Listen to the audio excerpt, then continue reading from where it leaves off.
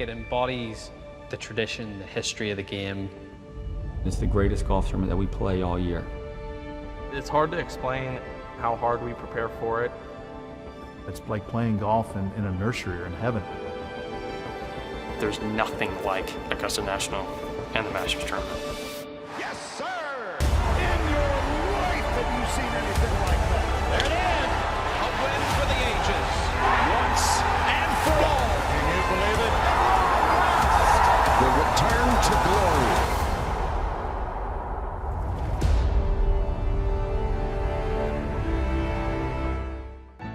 Oh, what a difference a few months makes. In November at Augusta, the competitors shot for a combined 54 under in the first round.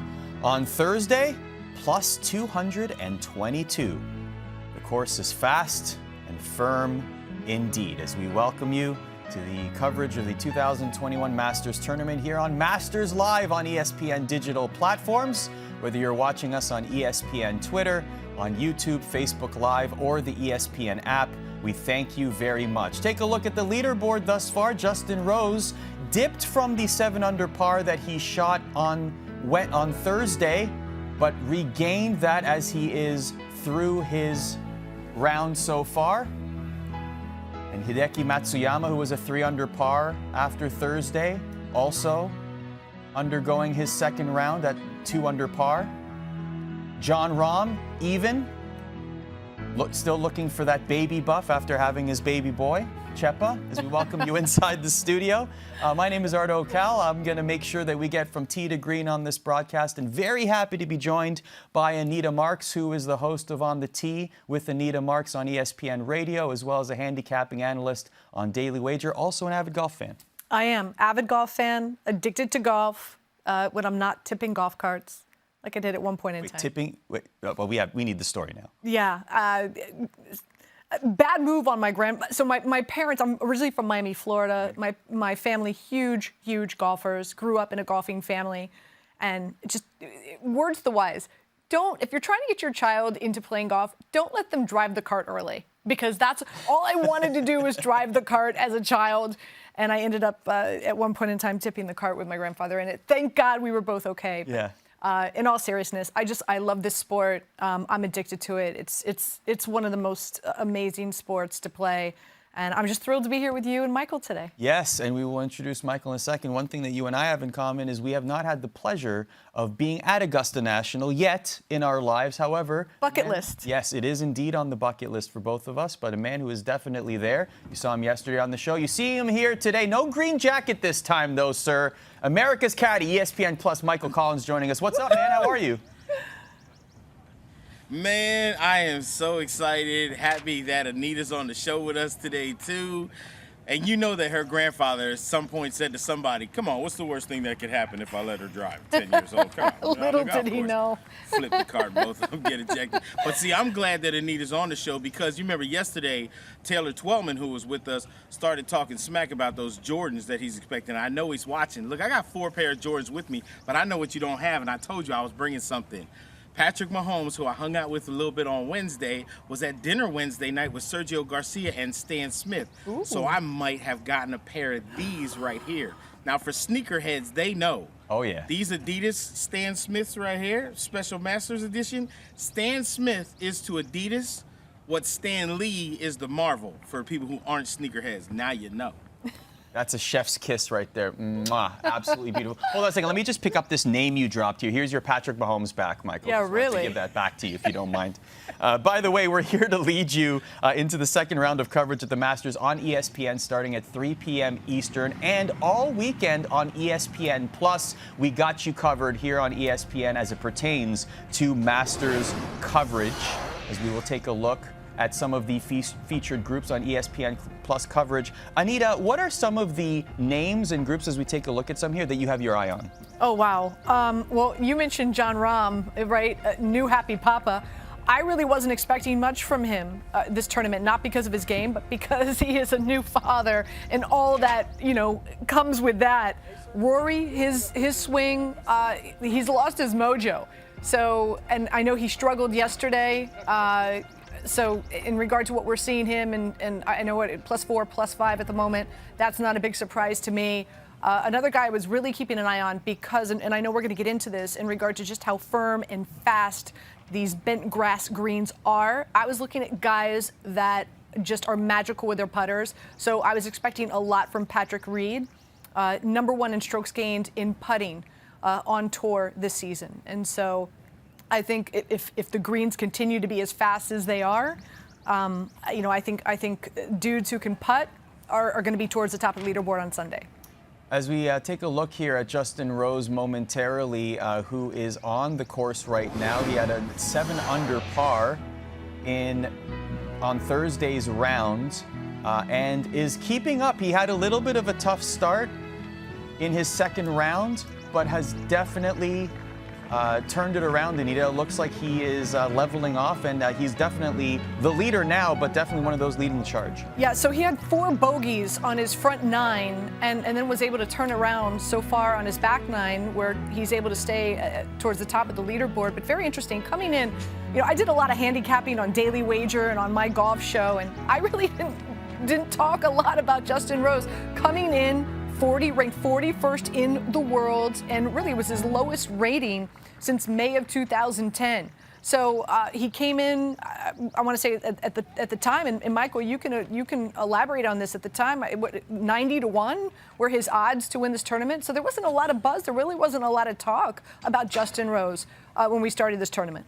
No, not at all, because he WD'd at the Arnold Palmer and then never even teed it up at the Players Championship. And at the Players Championship, I talked to his caddy on Wednesday morning, and he hadn't even been to the course. Now, they were renting a house at TBC Sawgrass in the Ponte Vedra Beach area, and the caddy was talking about how they had gone on a walk on the beach to kind of see how his back was feeling, and he made the walk on the beach just fine to get back to the house, and before he could even sit down, it was going to be a problem, which is why he never even teed it up at the Players. So for expectations on Justin Rose, we're super low coming into this week because nobody knew the health of his back. And, when we looked at his scorecard there, and it was think about this on Thursday, he was 2 over going on to the 8th hole.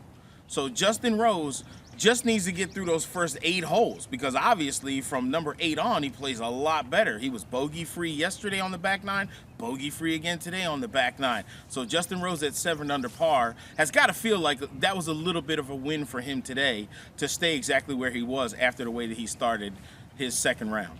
Michael, we were talking about the weather yesterday and how the winds picked up a little bit in the afternoon. It looks like it's great weather out there again today, but we'll keep the conditions on the golf course the way they are. What are you noticing? Well, I did notice today it was a lot more overcast when they started, and there was very little wind for the guys that teed off in the morning.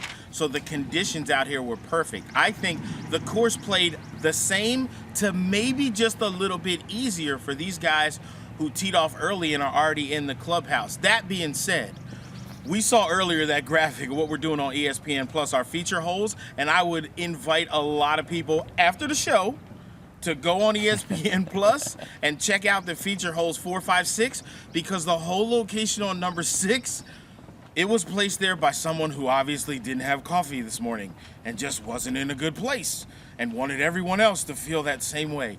That is playing the 3rd hardest score to average hole on the golf course today, and that was with no wind. It's a back right hole location. There's only been 5 birdies there all day so far when I got the stats right as we came on the air, but there's been 18 bogeys and 4 double bogeys.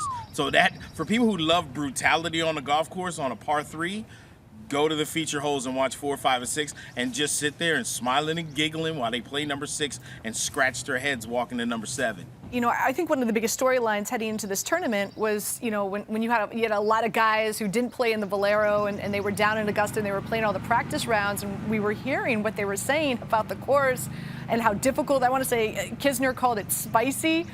And from what I understand, and Michael, you could confirm or deny this, but the folks who run Augusta were not happy that Dustin Johnson finished in November winning this tournament at 20 under. It kind of reminds me of the Matumbo commercial, right? Where he goes, no, yeah, no, not this time around. Right. And so the course conditions, especially, again, how fast these greens are rolling, the hardest they've been in quite a while. And so I'm really curious how that storyline is going to develop when we're expected no rain last night. There was possibly some rain last night. It did not rain. I'm curious, rain later tonight, rain through Saturday and Sunday, is that going to make the greens a little bit easier and we're going to see some guys make some better shots? I think that's a really big storyline heading into the weekend. As far as the greens go, no. Don't forget, they have a sub-air system here.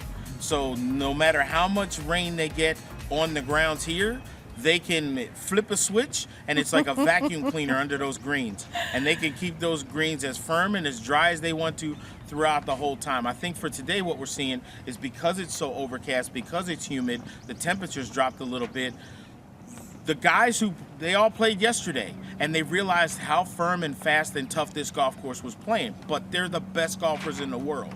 And what that means is once you give them a setup, and they get used to it after one competitive round, they go, all right, that's how we're going to do it. That's how we're going to do it. And that's exactly what you're seeing out there right now. With conditions being a little bit better, with the greens staying the same, not getting firmer, not getting faster, and that's because of the humidity and the overcast. These guys are figuring it out. Now, if rain does come, what that will do is it'll make the tee shots longer because you're not going to get the run out if we get any kind of rain, which I think is in the forecast for right after 5 o'clock. But as of now, we got dark clouds in the area, but no rain yet. So Michael was talking about how tough 6 will be today based on that placement. However, many competitors will say that day 1 was very tough as we take a look back on some competitors' day number 1. So 12 of 88 players under par. Justin Rose, as we mentioned, was 7 under par. He was the leader after day number 1. 6 players were within 5 shots of the lead. But as I mentioned on the top of the program, Anita, plus 222 over par combined on day number 1. I feel like just came out of the ring with Evander Holyfield, like a 12-round match. It can get pretty dicey out here if you put it in the wrong spot the way these greens are. Oh, for sure. I feel sorry for the guys that first Masters was November, and then they're walking around out there today wondering what the hell's going on, I'm sure. The greens are, I think, what is very tricky out here. They're extremely firm, extremely fast, and inside 10 feet, it's pretty dicey. But everybody struggled. I mean, Rory struggles, Xander struggled, I struggled. It's tough, There's some putts that you're used to seeing pretty slow, but because the greens are a little more firm, a little more dry, they're rolling out a little bit more, so you got to be careful. I've been thinking about this a lot, Michael. Like he mentioned there, players that are playing here for the first time. I think of someone like Colin Morikawa, right, who made his debut in November. It's almost as if it's a completely different scenario. There were no patrons in November. The course was different. The temperature was different. And now this is the actual debut for him, really, at the Masters. And Justin Thomas said as much as when he was here in November and got here to start the week and prepare for this Masters in April, he tried to forget everything about what the course was in November because it was so different. The temperature was different. The amount of grass that was on the golf course and on the greens was completely different. How the greens played in November was completely different than how they're playing this April. And we've been getting on social media, at least I have been getting a lot of messages from people asking, hey, why do the greens look like that? They look like the color's off. Are they dying? No, the greens are still alive, but that's what happens. When they want to get them really firm and really fast, all the roots in that system are perfectly healthy. But the top of that grass, some of it gets a little brown patchy spots. It still rolls perfect. It just doesn't look perfect on TV. But that's the firmness and fastness of these greens in April. And this is how the Masters wants it set up. And they love it like this. And another thing, we hear how challenging this course is, right? And heading into yesterday, there was some talk and speculation that maybe it would be just as challenging as, let's say, a U.S. Open course. And this just goes to show you, how important the cerebral aspect is of golfers. And we talked about Justin Rose just a second ago, and he started Thursday's round not so fantastic. But then, what was it? It was at 9. Hole 8. He eagled hole 8, and after that, it was just. What did he birdie 4 or 5 of his last 10, 7 of his last 10, something like that. Just it was that one hole that got him over the hump, got him into that really positive mental space, and just went on a birdie run in essence. And so I think the mental aspect is so important here when this course and this track can be so discouraging. Yeah, Justin eagled the 8th hole. And Anita, I want to tell you one thing. I got to tell you one thing about that, though, Anita. He was literally 1 yard from getting that ball on the 8th hole, kicked left, and into an area where he wouldn't have even been able to save par. So that's how on the edge Justin Rose was playing that 8th hole with the second shot. The fact that it kicked right onto the green and he made eagle changed everything. And it could have just as easily gone left into the trees. And that was launching that. He was -9 through a 10-hole stretch, and it really started on that 8th hole. And it could have been wildly different, as Michael just said. What about Bryson DeChambeau? Speaking of being wildly different, it's much of the same for him in familiar places where he seems to be struggling on this course. Of course, November, Michael, was a tournament to forget for him. But what does he need to do? What are you noticing from him? We see him practicing a whole bunch. He is out there. He is hitting balls. But what is it about him and his game that's just not clicking in Augusta? You know, and it's wild that you say that he's out there and he's practicing. As bad as his day was on Thursday, he went to the driving range and was hitting, on average, 5 tee balls in a minute. That's one shot every 20 seconds. And it looked like he was swinging as hard as he absolutely could. Now, this is with the new driver head in his bag that he told everybody was his new secret weapon. But I don't honestly think that that's the biggest problem for Bryson DeChambeau. Here is the one little nugget that I think is bothering Bryson more than anything else around Augusta National. And that is, there are no green reading books here. Every other tournament and every other course, you're allowed to use green reading books. And we know how technical Bryson likes to be on the greens. And so they have just percentages of the slopes on these greens with little arrows. And those books are not available here at Augusta for players to use. So I think around the greens, that's part of the reasons why Bryson is also struggling a little bit with his putting. Another thing that Bryson did mention is he's having a hard time in regard to downhill slopes, where his lie is with downhill slopes and hitting into uphill greens. And I'm sure that's where, you know, those books obviously and his notes would come into be really handy for him. But here's what I don't understand, right? Like, and here's what now full disclosure, I picked DeChambeau to win it. I love the fact that the dude just like pops the spinach, boom, boom, and he's out there. And I understand that the negativity around DeChambeau is, listen, you can't muscle this course. This is a finesse course. You have to play, this is a cerebral course. You have to know where, not only just, it's not about, you know, strokes gained on approach. It's knowing exactly where to land those approach shots. I love that he's coming in and saying, listen, I want to do something different. I'm going to try to take advantage of this in the strength of my game, and that's off the tee. And I want to see him be successful. But at the same time, I mean, I feel like he's missing something here, Michael. It's like whether it's driving accurate, like combining the driving distance with the accuracy. I want to believe that he can manhandle this course. He just hasn't found the right chemistry yet. He can try to manhandle this course, but unlike the U.S. Open, where his power was fantastic because he was able to miss fairways and then dig it with that strength out of the rough and do the Incredible Hulk thing, it doesn't work that way around here. And the same thing with those approach shots. Around here, at some day, maybe he'll be able to muscle this course. Maybe someday. But it is going to take him years, and I mean years, to figure out exactly the distances that he needs to hit those clubs on little shots from, say, 105 yards or 60 yards, or when he misses the green. How does he play those chips?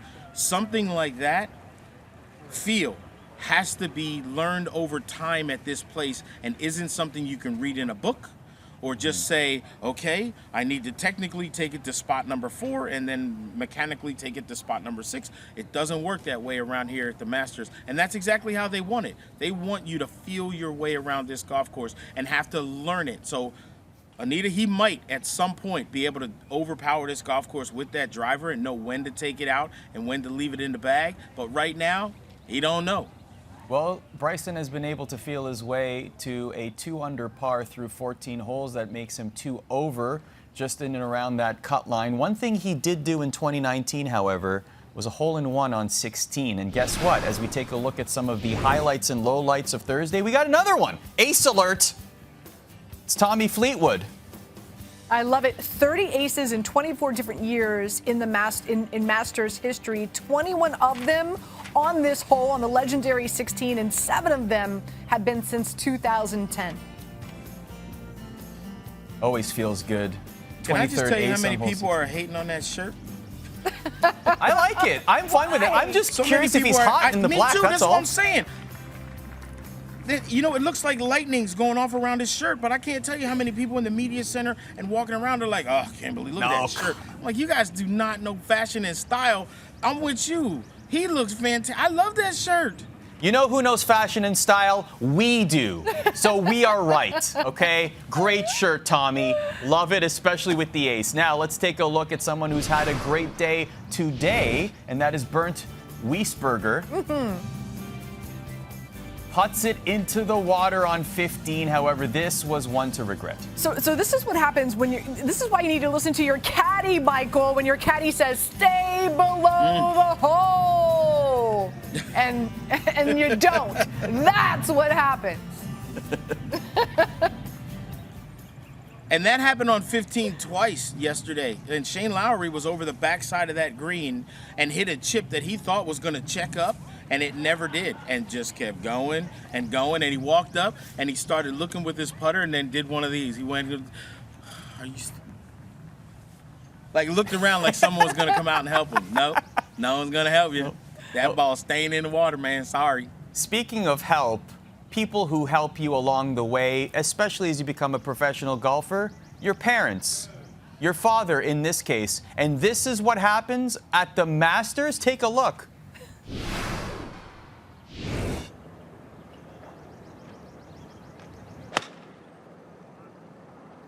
All right. Oh, it said some board page.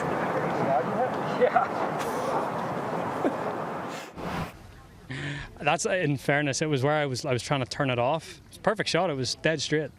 But I think he was okay. I don't think he didn't limp away. He walked away pretty swiftly, so that was all right. All right.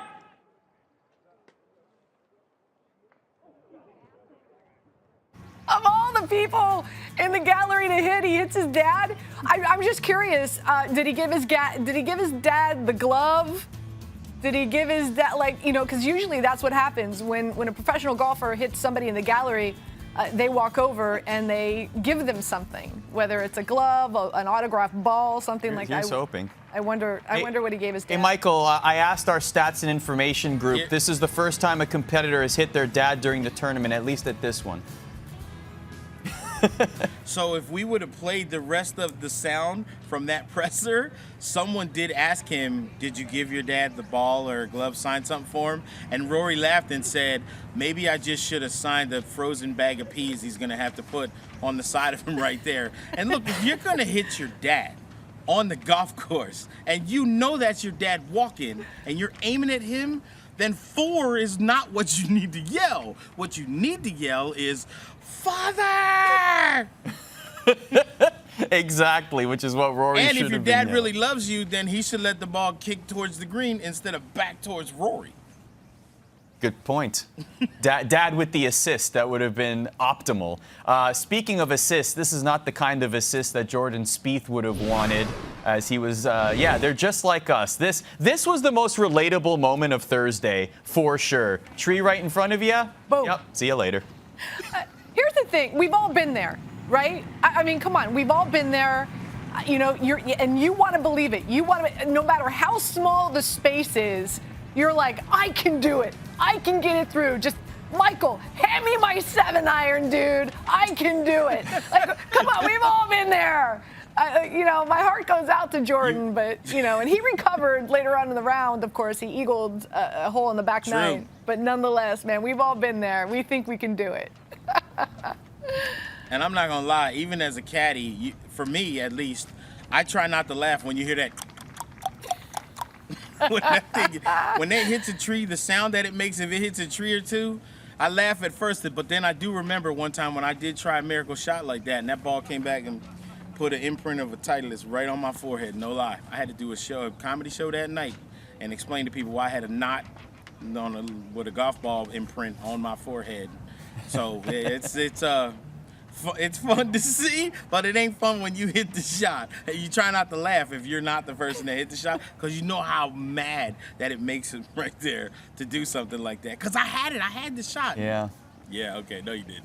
Yeah, sure, right? Michael, let's get back talking about some of the competitors. There's some very rich storylines going into this Masters. Obviously, one of them is Brooks Koepka. Of course, he had surgery, questions about his knee, and right now he is over par at the moment. And I'm wondering, what have you heard from Brooks himself, or even other people? What have you seen from him on the golf course? Is he laboring? Is he doing okay? What have you gleaned? You know, he has said it before that he's going to be having to stretch that knee out a whole bunch, that it's going to hurt, especially for him walking downhill. It's not going to be easy for him to hit shots. If he gets it into the pine straw or to the sand, that's what's going to make him really nervous, because that's when he doesn't have a stable base. Swinging the golf club itself when his feet are on ground, that's not going to be the problem. It's going to be the ups and the downs and the lies that are on the side hill, uphill, and downhill, and the stances that he's going to have to make. That being said, the fact that he only shot 2 over par yesterday and had a pretty nice comeback late in the back 9 is saying something about the gumption of the player that Brooks Koepka is. So I was impressed that he only shot 2 over par yesterday. Yeah, I mean, listen, full disclosure, I've had 7 knee surgeries, 3 ACL, 4 meniscus. I'll use the word shocked. I'm shocked and thoroughly impressed with the round that Brooks Koepka shot yesterday, and also really intrigued with how he would play today, because that soreness would be setting in. You know, Michael, you were on my radio show earlier this week, and you said, doesn't Brooks know you can play this tournament every year? He doesn't have to tee it up this year. But sure enough, he wanted to, and I commend him on that. And like I said, I'm really impressed, but I'm really curious as that knee soreness sets in, and I know it all too well, how well is he going to play as we go through Saturday and Sunday? So even as we go, Michael, I'll start. We'll end here on what storylines we would love to see on Sunday. Mine involves Brooks Koepka. I'd love to see Brooks Koepka, Jon Rahm, and Rory McIlroy battling it out for that Masters Tournament champion, just because of the storylines and just because of what they are, what surrounds them. Jon Rahm with the baby buff, and Brooks Koepka with the knee injury comeback story, and Rory McIlroy finding his mojo, like Anita said. Anita, what's your storyline? Again, I'm a big Dechambeau. Look, chicks love the long ball, right? Like, I'm just a big. That's my strength of my game, and I walk up to that tee box, and yes, I tee it off from the forward tees. All I want to do is just crush it. Like, I love it. I love how far this dude can crush the ball, and I want to see him manhandle Augusta. I think it'd be a really great storyline. I'm hoping that he makes the cut. And I hope that he's in contention to possibly win it on Sunday. I think it'd be a great storyline. What does America's Caddy think? Give me some Ryder Cup matchups going into Sunday. I mean, that's what I absolutely am dreaming about. Can you imagine if Rory finds a way to get it together?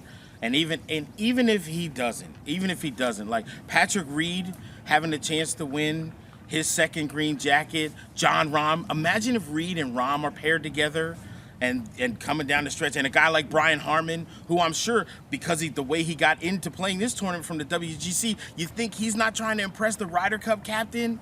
I mean, the fact that these guys, Ian Poulter's playing well, Justin Rose, who could Justin Rose get paired with on Sunday that would be compelling golf? I want it to be an American. You're like Justin Rose and Jordan Spieth, paired against one another, second to last group on Sunday, trying to get Rose his first green jacket and Spieth get another one after winning in Valero. How could it get any better than that? Last thing we'll do here on Masters Live is we'll show you the leaderboard and tell you exactly where you can enjoy second day Masters coverage. as we see Justin Rose leading the way back to 7 under par. Mark Leishman, Tony Finau now creeping up as well at 5 under par. Don't forget, Masters on ESPN starting at the top of the hour at 3 p.m. Eastern. In the meantime, there are streaming options also on ESPN Plus all weekend, including featured groups. For Anita Marks